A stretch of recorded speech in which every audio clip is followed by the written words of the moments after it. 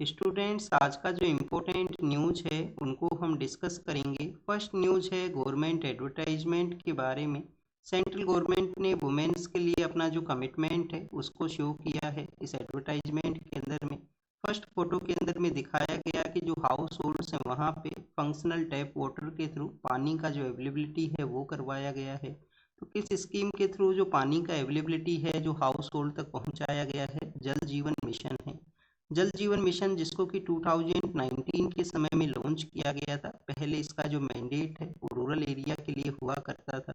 अब आप देखिए कि रूरल एरिया से इसका जो एक्सटेंशन है वो अर्बन एरिया के लिए भी किया गया है कि वहाँ पे भी हमें फंक्शनल टैप वाटर के थ्रू जो पानी का अवेलेबिलिटी है वो करना है। सेकंड, अगर हम बात करें सेकंड फोटो के अंदर में आपको हाउसिंग के बारे में यहाँ पे शो किया गया कि वुमेन्स को जो हाउस है वो प्रोवाइड किए गए हैं। तो हाउसिंग के लिए कौन सा स्कीम है? प्रधानमंत्री आवास योजना। प्रधानमंत्री आवास योजना जिसके डिफरेंट डिफरेंट कंपोनेंट्स हैं। पहले जो कमिटमेंट था वो ये था कि 2022 तक सभी लोगों को जो हाउसिंग है उसको प्रोवाइड करना है। थर्ड फोटो के अंदर में जो दिखाया गया है वो है यहाँ पे सैनिटेशन के बारे में कि स्वच्छ भारत मिशन के थ्रू जिस तरीके से टॉयलेट बिल्डिंग है वो किया गया। ओपन डेफिकेशन का जो प्रॉब्लम था उसको यहाँ पे रिजोल्व है वो किया गया है। तो थर्ड फोटो के अंदर में स्वच्छ भारत मिशन है उसके बारे में है। एग्जाम के लिए आपको और क्या बेसिक इन्फॉर्मेशन होना चाहिए? हमें हमारे कंट्री के द्वारा कुछ कमिटमेंट हैं वो किए गए हैं सस्टेनेबल डेवलपमेंट गोल्स के थ्रू। तो इन एडवर्टाइजमेंट्स को हम किस एसडीजी के अंडर में कवर करेंगे? तो आप देखिए कि स्टूडेंट, जब भी यहाँ पे वाटर के अवेलेबिलिटी के बारे में डिस्कस किया जाए, सैनिटेशन के बारे में डिस्कस किया जाए, तो इन सभी को हम एसडीजी नंबर 6 के अंदर में कवर किया करते हैं कि सैनिटेशन का फैसिलिटी होना चाहिए, जो फंक्शनल टैप वाटर है उसका अवेलेबिलिटी होना चाहिए एवरी ह्यूमन बींग को। और इस कमिटमेंट को हमें कवर करना है 2030 तक। सेकेंड नंबर का जो फोटो है जिसके थ्रू यहाँ पे हाउसिंग बिल्डिंग के बारे में मेंशन है, तो इसको हम किस एसडीजी में कवर करेंगे? SDG number 11। वैसे तो 11 नंबर का जो एसडीजी है वो मेंशन करता है सस्टेनेबल सिटीज के बारे में। पर सस्टेनेबल सिटीज के अंदर में आपको जो लाइवलीहुड को भी कैरी आउट करना है, हाउसिंग के बारे में भी जो कमिटमेंट है वो इसी एसडीजी के अंदर में मेंशन है।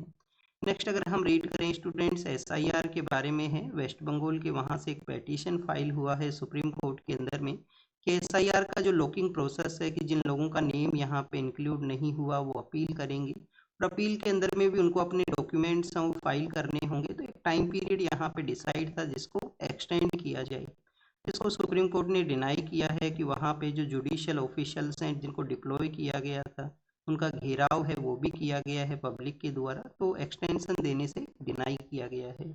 अब आप देखिए कि स्टूडेंट, जब घेराव किया गया तो सुप्रीम कोर्ट ने जो आर्टिकल 142 है उसको यूज किया था। आर्टिकल 142 किसके रिगार्डिंग में है? कंप्लीट जस्टिस के पर्सपेक्टिव से हम इसको यूज करते हैं। हमारा जो सुप्रीम कोर्ट है किसी भी ऑर्डर को पास करने के लिए या जो कंप्लीट जस्टिस है उसको अचीव करने के लिए इस आर्टिकल है उसको यूज किया करते हैं। जैसे कि राम जन्मभूमि का जो जजमेंट है उसके अंदर में भी इसको यूज किया गया था। सभी पॉलिटिकल पार्टीज को कुछ ना कुछ एरियाज है वो वहाँ पे कमिट हुआ था। नेक्स्ट, अगर हम रीड करें स्टूडेंट्स, यहाँ पे जो एसआईआर के बारे में मेंशन है, तो एसआईआर का ये जो वर्क है उसको हम किस डोमेन में कवर करते हैं? इसको हम कवर किया करते हैं इलेक्शन कमीशन का जो एडमिनिस्ट्रेटिव डोमेन है उसके अंडर में, एडमिनिस्ट्रेटिव जो फंक्शन है उसमें। क्योंकि स्टूडेंट्स, हमारे इलेक्शन कमीशन का एक यहाँ पे मेनली फंक्शन है कि समय समय पे जो इलेक्टोरल रोल है उसको रिवाइज किया जाए, जिसके थ्रू जो नए वोटर्स इंक्लूड हुए हैं उनका जो ऑथेंटिकेशन है उसको इस्टेब्लिश किया जाए, किस फैमिली मेम्बर से वो बिलोंग करते हैं। और आपने भी अगर एसआईआर में पार्टिसिपेट किया होगा तो आपका जो फैमिली मेम्बर जो 2003-4 के समय रोल के अंदर में थे, तो उनके साथ में उनका जो नंबर है उसको आपको इंक्लूड करना होगा फॉर्म के अंदर में, एसआईआर का जो फॉर्म हुआ करता है। नेक्स्ट, अगर हम रीड करें स्टूडेंट्स, आप देखिए कि इलेक्शन कमीशन के और क्या फंक्शन होते हैं। एक तो एडमिनिस्ट्रेटिव फंक्शन होते हैं, इलेक्शन के रिगार्डिंग में एडमिनिस्ट्रेशन को कैरी आउट करना। अदर जो फंक्शन होते हैं वो एडवाइजरी हुआ करते हैं कि वो एडवाइस यहाँ पे करते हैं, जैसे गवर्नर को एडवाइस करना, जैसे प्रेसिडेंट को एडवाइस करना इलेक्शन मैटर्स के रिगार्डिंग में।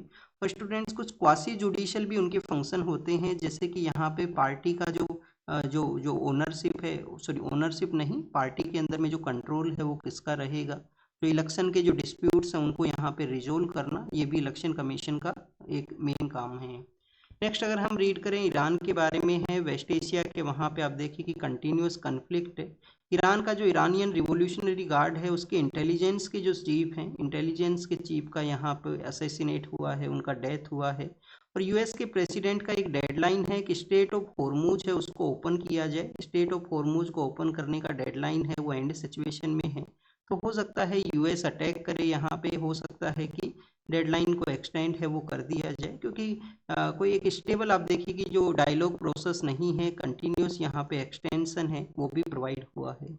स्टेट ऑफ हॉर्मुज के ऊपर अपने स्टेटस के बारे में ईरान का क्या कमिटमेंट है कि ये पहले जैसा स्टेटस नहीं रहेगा। ईरान अपना जो कंट्रोल है वो चाहता है स्टेट ऑफ हॉर्मुज के थ्रू, कि जो पर्शियन गल्फ के जो कंट्रीज हैं उनका जो ट्रेड है वो इसी स्ट्रेट के थ्रू पास है वो हुआ करता है।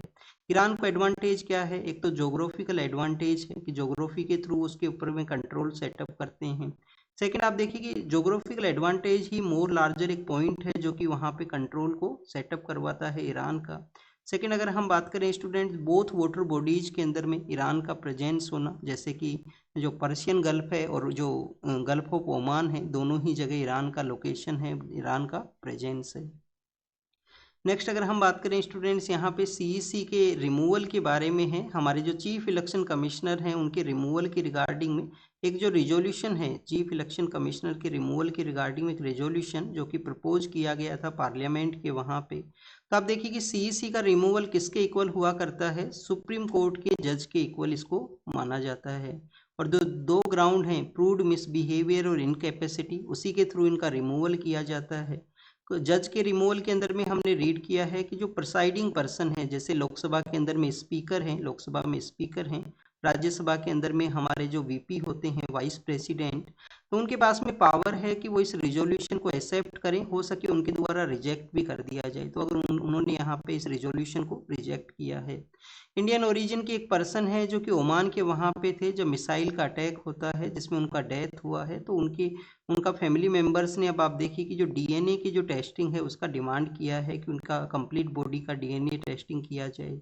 सुप्रीम कोर्ट जो हाई कोर्ट है उनके द्वारा जो डीजी हैं शिपिंग के, उनसे यहाँ पे अपना ओपिनियन मांगा गया है कि जो जो डीएनए पॉसिबल है या नहीं है। एग्जाम के लिए ज़्यादा कुछ इंपॉर्टेंट नहीं है इंफॉर्मेशन, बट आर्टिकल 20 को जब आप रीड करते हो तो आपको एक बेसिक इंफॉर्मेशन पता होना चाहिए कि कभी कभी आपको अपना जो आपके ही केस के अंदर में कुछ आपको जो सैंपल्स हैं वो देने होते हैं। तो आप देखिए कि जैसे आपको ब्लड सैंपल देने से आप डिनाई नहीं कर सकते हो, और भी काफ़ी सारे ऐसे एरियाज हैं जिनको कि हम आर्टिकल 20 के अंदर में एज ए एक्सेप्शन के रूप से रीड करते हैं।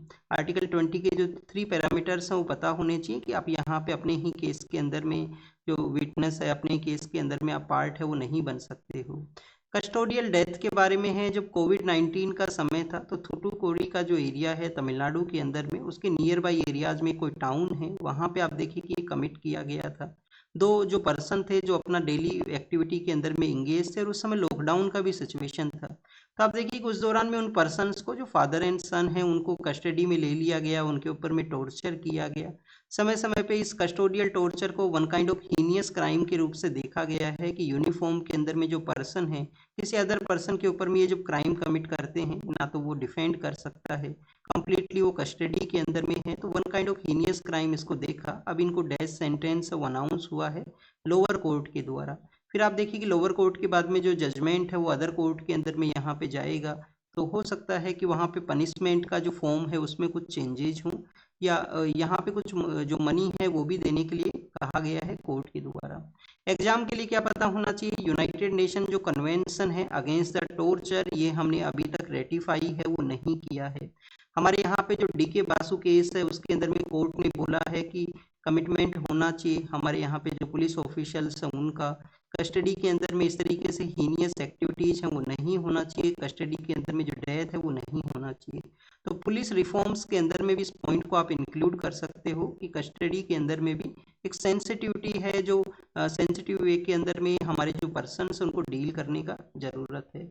एनएचआई के द्वारा एक रोड का कंस्ट्रक्शन किया गया था जिसके अंदर में आप देखिए कि दिल्ली का जो विलेज एरिया है उसमें एक कोई यहाँ पे वेटलैंड है तो उसको प्रोटेक्शन अवेलेबल है, तो उसमें एनक्रोचमेंट हुआ है, तो उसके बारे में पेटिशन फाइल हुआ। रिपोर्ट में मेंशन किया गया था, एनजीटी ने जो रिपोर्ट है उसको यहाँ पे कंसिडर किया है। तो एग्जाम के लिए तो ये बेसिक इन्फॉर्मेशन हुआ। कि कोई मीडिया रिपोर्ट है उसको भी एनजीटी है वो कंसीडर कर सकता है अपने डोमेन के अंदर में। और यहाँ पे जवाब मांगा गया है कि क्यों उन्होंने एनक्रोचमेंट किया कोई भी प्रोटेक्टेड जो जो वेटलैंड है उसके अंदर में। स्टूडेंट, जो हमारे इम्पोर्टेंट वेटलैंड होते हैं जिनको कि हम रामसर कन्वेंशन के अंडर में डेजिग्नेट करते हैं, रामसर कन्वेंशन जो कि ईरान, रामसर जो जगह है वो ईरान के वहाँ पे है, और वहीं पे इस कन्वेंशन को साइन किया गया था 1971 में, जो 73 में एग्जिस्टेंस में आया। नेक्स्ट यहाँ पे इन्वायरमेंट के ही बारे में है, कंट्रोलर ऑडिटर जनरल, आर्टिकल कौन सा है, 148 है। 148 के थ्रू आप देखिए कि ये एग्जामिन किया करते हैं, अलग अलग स्टेट्स के रिगार्डिंग में इनका रिपोर्ट हुआ करता है। तो उन्होंने जम्मू एंड कश्मीर के बारे में बताया है कि वहाँ पे 70% के आसपास ऐसे लेक्स हैं जो कि वेनिस हो चुके हैं, कुछ ऐसे लेक्स हैं जो वहाँ पे संक का सिचुएशन में है, उनका एरिया है वो डिक्लाइन हुआ है। स्टूडेंट्स, आप देखिए कि 2014 के समय में जम्मू कश्मीर के वहाँ पे फ्लड आता है, और फ्लड ने कम्प्लीटली जो इकोलॉजी है उसको चेंज किया है, जो लेक्स है उनका जो आउटर एरिया है उसमें डैमेज हुआ था, तो वो भी एक रीजन यहाँ पे प्ले करता है लेक्स का ये स्टेटस के जो जो डैमेज है उसके बारे में। नेक्स्ट हम कुछ इंपॉर्टेंट जम्मू एंड कश्मीर की जो लेक्स हैं उनके बारे में रीड करेंगे, जैसे कि हम डल लेक के बारे में रीड करते हैं। एक डल लेक है जो काफ़ी ज़्यादा फेमस है, वूलर लेक है, डल लेक है, वूलर लेक है, होरेक्सर नाम का एक लेक है, होरेक्सर नाम का एक लेक है। फिर आप देखिए कि सूरिनसार और मनसार है, सूरिनसार और मनसार हैं। तो ये कुछ इंपॉर्टेंट लेक हैं जो जम्मू एंड कश्मीर के वहाँ पे सिचुएटेड हैं। इन्वायरमेंट के ही बारे में है, हमारे यहाँ पे जो ऑफिशियल्स हैं उन्होंने कहा है कि जो एसओपी हैं, स्टैंडर्ड ऑपरेटिंग जो प्रोसीजर हैं, उनको फॉलो करना चाहिए जब भी आप ट्रैकिंग के लिए जाते हो। जैसे कि एक जो कॉरपोरेट वर्कर हैं जो कि कॉरपोरेट सॉफ्टवेयर के सेक्टर में काम करते हैं, जो कि कर्नाटका के कुर्ग एरिया के अंदर में गए थे, कुर्ग या जिसको कि हम बेसिकली आप देखें कि कोडागू के नाम से भी जानते हैं। तो कुर्ग के वहाँ पे वो गए, तो वहाँ पे उन्होंने अपना रास्ता है वो भूल गए, 4 दिन तक वो जंगल के अंदर में रहे थे। अब यहाँ पे जो इश्यू ये है कि इन 4 डेज के अंदर में जो कार्निवोरस हैं, जो जो यहाँ पे जो अटैक करते हैं, जो बेसिकली ह्यूमंस को भी कंज्यूम कर सकते हैं, तो आप देखिए कि वो नाइट के समय वो बेसिकली निकला करते हैं, अगर उनके द्वारा अटैक कर दिया जाता तो। नेक्स्ट अगर यहाँ पे हम बात करें तो जो वेस्प हैं, जो यहाँ पे इंसेक्ट्स हुआ करते हैं, स्कॉर्पियन जो है वो इंसेक्ट का पार्ट है, उनके द्वारा अगर बाइट भी कर लिया जाता तो सर्वाइवल का जो सिचुएशन है वो नहीं रहता। वहाँ पे रहने वाली एक ट्राइबल कम्युनिटी है, उनको यूज करते हुए इनको रेस्क्यू किया गया था, अडिया नाम का एक ट्राइबल कम्युनिटी है, उनको यूज किया गया इनके रेस्क्यू के अंदर में। तो ये कुछ बेसिक आपको पता होना चाहिए। एसओपीज को तो हर एक एरिया में फॉलो करने का जरूरत है। जैसे आप देखिए डिफेंस का जो कोई भी ऑपरेशन है उसमें भी एसओपी होते हैं, हर एक एसओपी को अगर फॉलो किया जाए तो एक्सीडेंट के जो चांसेस हैं वो काफ़ी कम होते हैं। कोझिकोड और वायनाड जो कि कहाँ पे हैं, जो बहुत जगह हैं, केरल के अंदर में है, टनल का कंस्ट्रक्शन है वहाँ पे। लोगों के द्वारा इसको क्यों एक कंसर्न के रूप से देखा गया, क्योंकि स्टूडेंट 2024 में वायनाड के अंदर में फ्लड हुआ था। सेकंड कंसर्न यहाँ पे लोगों का ये है कि यहाँ पे जब टनल का कंस्ट्रक्शन होगा तो उस हिली एरिया के अंदर में जो कि वेस्टर्न घाट का पार्ट है वहाँ पे आप देखिए कि ब्लास्टिंग किया जाएगा, तो सिस्मिक एक्टिविटी को वहाँ पे डैमेज कर सकता है, इकोलॉजिकल डैमेज है वो हो सकता है। सुप्रीम कोर्ट ने डिनाई किया है इंटरवेन करने से इन्वायरमेंटल थिंग्स के रिगार्डिंग में। नेक्स्ट अगर हम बात करें स्टूडेंट्स यहाँ पे इन्वायरमेंट के ही बारे में है, नेशनल चंबल घड़ियाल सेंचुरी जो है, नेशनल चंबल घड़ियाल सेंचुरी कहाँ पे है, ये है बेसिकली 3 स्टेट्स के एरिया में। 3 स्टेट्स कौन कौन से, राजस्थान, मध्य प्रदेश, उत्तर प्रदेश। अब ये इम्पोर्टेंट क्यों है, इम्पोर्टेंट इस वजह से है कि हमारे जो क्रिटिकली एंडेंजर्ड जो घड़ियाल हैं, क्रिटिकली एंडेंजर्ड जो घड़ियाल हैं वो वहाँ पे रहा करते हैं। सेकंड आप देखिए कि जो हमारे रेड क्राउंड जो रूफ टर्टल्स हैं उनका भी प्रेजेंस है, तो हमारे रेड क्राउंड टर्टल्स हैं उनका भी प्रेजेंस वहाँ पे होता है। और स्टूडेंट्स जो गंगा डॉल्फिन है, डॉल्फिन्स का भी जो प्रेजेंस है वो बेसिकली आपको ये चंबल का जो सेंचुरी है वहाँ पे हुआ करता है। चंबल का जो रिवर है उसके साइड के अंदर में जो यहाँ पे जो सैंड बार्स हुआ करते हैं उनको ये यूज करते हैं, डॉल्फिन भी, टर्टल भी और घड़ियाल भी। अब उनके लिए इम्पोर्टेंट है, बट इलीगल सैंड माइनिंग का प्रैक्टिस है वहाँ पे उस एरिया में, लोग उस सैंड को यूज करके जो कंस्ट्रक्शन एरियाज है उसके लिए सप्लाई करते हैं। गवर्नमेंट ने क्या किया, गवर्नमेंट ने आप देखिए कि कुछ ऐसे एरियाज हैं जहाँ पे लीगलाइज भी कर दिया, जिससे सभी एरिया के अंदर में ये जो इलीगल माइनिंग है उसको ना कैरी आउट किया जाए, जिसमें सुप्रीम कोर्ट ने फिर से इंटरवेन किया कि यहाँ पे इस तरीके से नहीं होना चाहिए कि आप सैंड माइनिंग को लीगलाइज यहाँ पे करें। फिर आप देखिए कि सुप्रीम कोर्ट ने ये जो एक्टिविटी के अंदर में इंगेज जो पर्सन है, जिनको कि मॉडर्न समय का जो डकैत है, वो कहा है कि चंबल के जो बीहड़ हैं जो कभी डकेस के लिए, बागीज के लिए फेमस हुआ करते थे, तो आप देखिए कि अब उनको मॉडर्न डकैत बताया गया है जो कैसे वहाँ पे इकोलॉजिकल डैमेज को किए हैं। यहाँ पे सॉल्यूशन क्या है? सॉल्यूशन यही है कि लोगों को अवेयर करने का जरूरत है, एक प्रॉपर जो जो जो हमारा एडमिनिस्ट्रेशन एक्टिविटीज हैं उसको प्रॉपर वे के अंदर में फंक्शन किया जाए, जिससे कि इलीगल एक्टिविटीज को रोका जा सके। 7 अप्रैल का जो डे है जिसको कि हम हेल्थ डे के रूप से ऑब्जर्व करते हैं, उसी में बताया गया है कि जो क्लाइमेट चेंज है कैसे पब्लिक हेल्थ इमरजेंसी है। तो आप देखिए कि काफ़ी सारे आर्टिकल हैं आज हेल्थ के बारे में। तो क्लाइमेट चेंज कैसे है? एक तो क्लाइमेट चेंज की वजह से एयर क्वालिटी का इश्यू है। सेकंड, आप देखिए कि अनप्रेसिडेंट वेदर इवेंट्स का इश्यू है। फूड का जो लॉस है अनप्रेसिडेंट वेदर इवेंट्स की वजह से, तो ऐसे हमारा पब्लिक हेल्थ का इमरजेंसी को ये क्रिएट करता है। सेकंड, यहाँ पे वन हेल्थ अप्रोच के बारे में भी मेंशन है। वन हेल्थ अप्रोच क्या है? जब कोविड-19 का आउटब्रेक हुआ था तो एक डिस्कशन किया गया था कि हम ह्यूमंस के ही हेल्थ को सर्विलेंस ना करें, हम यहाँ पे एनिमल्स का जो हेल्थ है उसको भी सर्विलेंस करें, क्योंकि एक दूसरे के साथ में कमिटेड हैं, एक दूसरे के साथ में कॉन्टैक्ट है। तो स्टूडेंट्स इसको वन हेल्थ अप्रोच के रूप से देखते हैं, जिसका भी जरूरत है हेल्थ इश्यूज को डील करने के लिए। बांग्लादेश के जो फॉरेन मिनिस्टर हैं इंडिया के लिए आएंगे, तो बांग्लादेश और इंडिया बोथ का जो डिस्कशन है वो यही है कि पीपल टू पीपल जो कॉन्टैक्ट है उसको हम यहाँ पे बूस्ट करें। इसके अलावा आप देखिए कि जब अभी को वेस्ट एशिया के अंदर में ये जो क्राइसिस सिचुएशन है, उसके लिए जो पेट्रोल एंड डीजल है उसको हमने सप्लाई किया था बांग्लादेश के लिए, जो ओल्ड समय से हमारा एक पाइपलाइन है जो एग्जिस्ट करता है। ऐसा ही एक पाइपलाइन हमारा नेपाल के साथ में भी है, जिसको जो मोतिहारी नाम का जगह है बिहार में, मोतिहारी से अमलेखगंज के एरिया के लिए वो पाइपलाइन है, वो जाया करता है।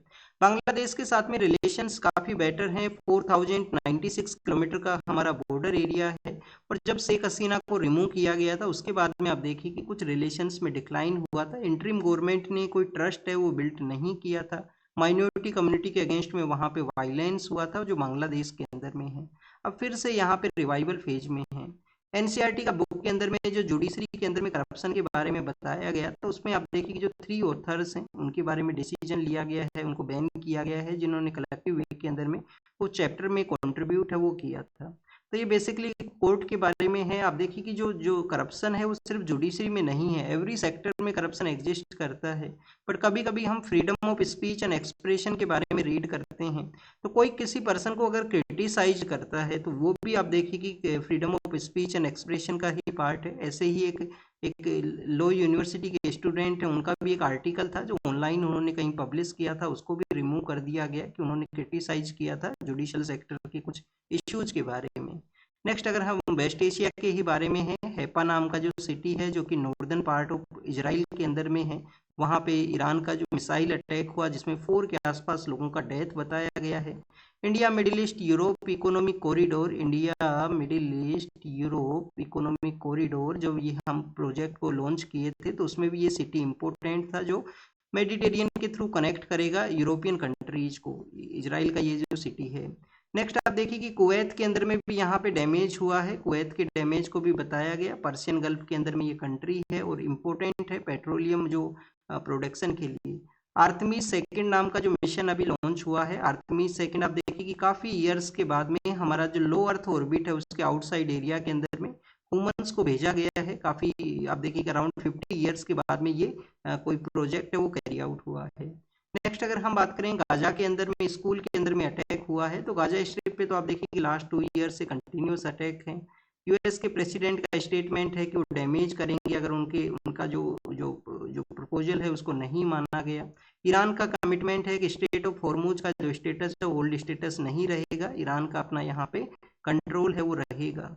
नेक्स्ट अगर हम बात करें स्टूडेंट्स, इजराइल का जो जो जो मिसाइल है उसके द्वारा आप देखिए कि जो पेट्रोकेमिकल जो टर्मिनल है ईरान के सदर्न पार्स के अंदर में, वहाँ पे कुवैत का भी आप देखिए कि कुछ एरिया शेयर होता है।